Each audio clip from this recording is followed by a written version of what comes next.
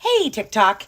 I hope you had a lovely Christmas, and I hope you're about to have a happy new year. Um, Thanks. I've got a small amount of followers from the stories of my life, and the stories of my life that I've told thus far are, mostly about before getting sober. I was definitely a party till the wheels come off kind of girl, and come off they did. So anyway, in late December 1st, I think 2008 is when I got sober. So I just celebrated 14 years of sobriety. And I do find that the chaos that I liked in my life back then is still what I like. Now I just like chaos that cash flows. So the kind of story of me is I've always been a fast talker.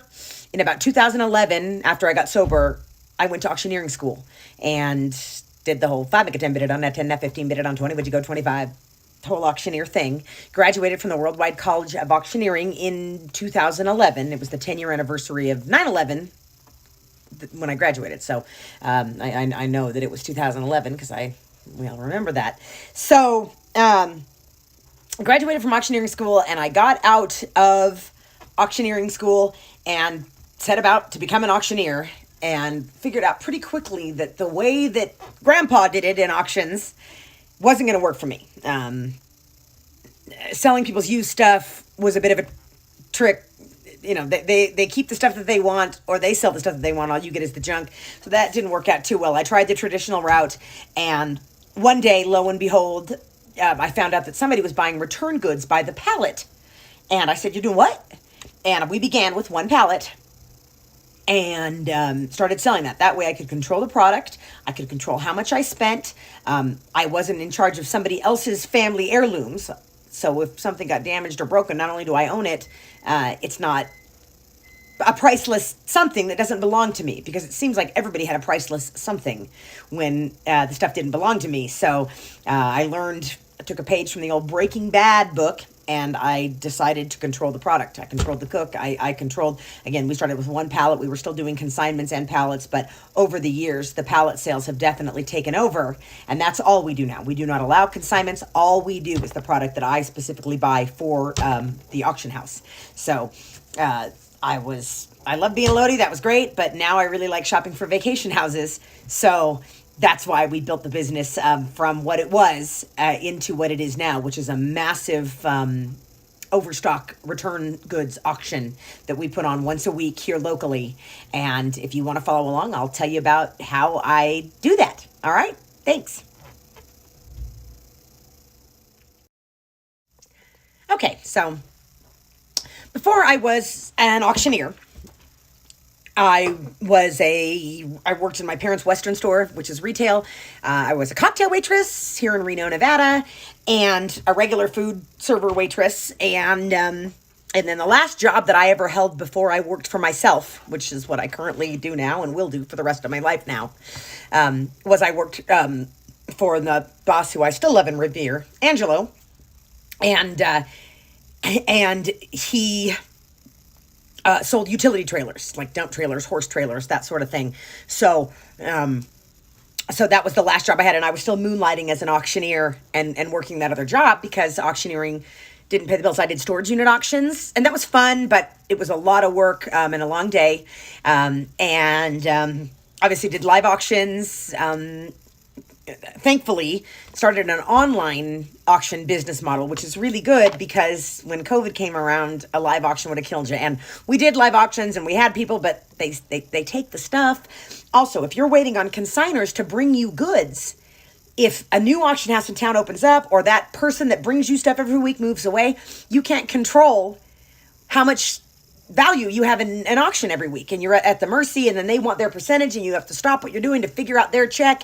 And then if a return comes in after the fact, there's problems like that. So it's really hard to control. And if you think about it, in the auction business, the way that I'm in now, the truth is when I'm buying these pallets and truckloads of pallets, I still can't control what I buy it for and what I sell it for. It sells for the highest bid, and I buy it, based on what I win in an auction for, or what the set price is. So if cost of fuel goes up, I'm obviously vulnerable to that. So there's still a lot of variables that I don't control. But what I do control now is I haven't worked for somebody since Angelo retired in 2014, and I left his side at 5 p.m. the day he retired and sold his business to a big box chain trailer retailer. I have never worked for anybody except for myself again.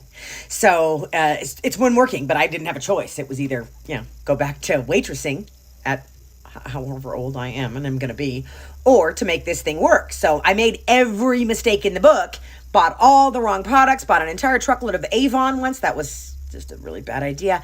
And have kind of gotten it figured out to what works now.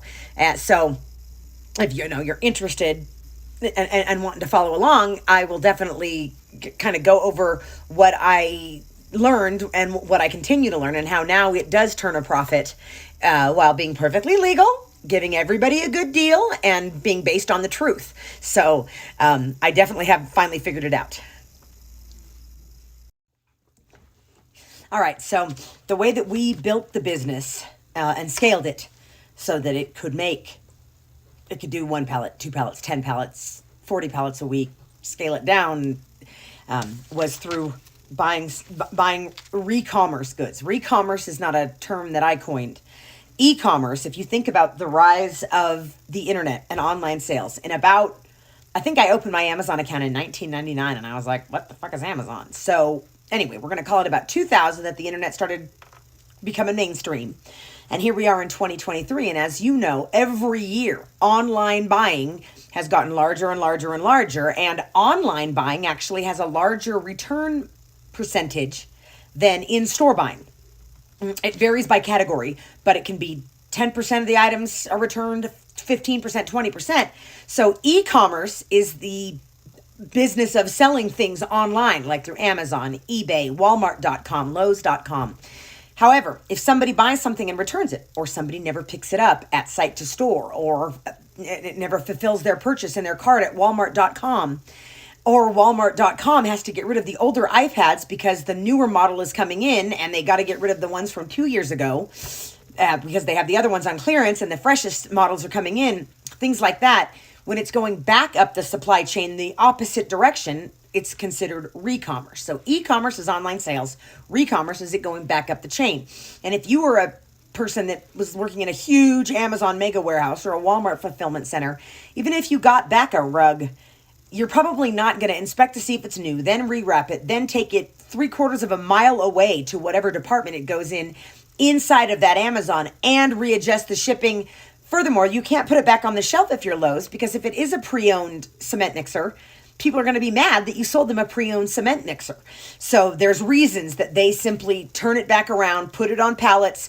If you picture when you're doing a return at a counter at Walmart, they're putting something in a bin. Those bins then get sold to people like me, or to clearinghouses like B-Stock, and they write it off for however many pennies on the dollar as salvage or return goods. I don't exactly understand their part of it, but I do know that I buy it for hopefully 15, not hopefully 25 cents on the dollar, but it depends. Obviously, electronics bring a higher resale amount than certain things. I don't do apparel, but that would be an inexpensive margin. So that's a re-commerce. So I'm buying return and overstock goods rather than buying and selling antiques like a traditional auction. I'm actually buying return goods that have been in the marketplace as early as 2 weeks ago, stuff that's still hot and was on the retail shelves only maybe a week ago.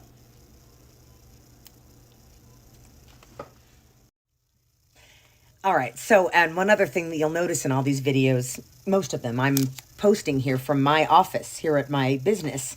But have you ever noticed there's never any customers? There's never anybody ringing up. I have a whole team for that in separate buildings and warehouses where we keep all the stuff with detailed inventory systems and all of that stuff. So again, we started with 1 pallet and kept our regular day job and kept selling the traditional auction way until we didn't anymore. So again, I buy by the pallet load. Some people can buy by the box. Heck, you can spend a lot of money on 1 box if it's full of iPhones. I buy by the pallet. I do a lot of general merchandise, pressure cookers, tile saws. I buy from, Walmart, Costco, Home Depot, Kohl's, Amazon, Lowe's, all of that return stuff. And most of the time, they are manifested loads, meaning I can see on paper, on a spreadsheet, what the items are, what their UPC codes are, what they're worth, and all of that stuff. Of course, I don't know their condition until they come in, but I can usually see manifested loads. If you buy an unmanifested load, so it's just a mystery truckload or a mystery pallet, you usually buy it for a better value, but if, obviously they're not unmanifesting Apple iPhones, so you get the idea. So that's how I buy the product. And again, we started with one, and we've built it up quite a bit. If I had it to do over again, I probably wouldn't do it in an auction format, because as I mentioned, when I'm buying stuff on auction by the Paladin truckload, I can't control what I buy it for. To a degree, I can stop bidding, of course, but I can't control that. Furthermore, in an auction format, I can't control what I sell it for. So it's basically based on the high bidder. So if I was just starting out, which I encourage those of you that are interested to do, it's totally legal, perfectly simple, good old capitalism, it's totally fine. Everybody gets a good deal. If I was starting over, I think what I would do is not do an auction format. I would probably buy it, then I would list it at a set price, and they can, whatever, man, buy them or don't, man, and then discount as needed. So if I'm going to teach people how to do this, my strong suggestion would be sell locally, because every time you send something to Florida, they're going to lose it and have a problem. I would go local, and I would definitely do it on Craigslist, Facebook Marketplace, Shopify, OfferUp, places like that, and obviously keep it safe, and there's ways to control it, but it's pretty easy for the average person to make an extra $500, $1,000, $2,000, $3,000 a month off maybe 6 or 7 pallets. So if I had it to do all over again, that's the way that I'd do it. But I feel like I can probably teach every mom and pop in the country how to do this and make a really good side hustle into a full hustle in a pretty easy way to do things. So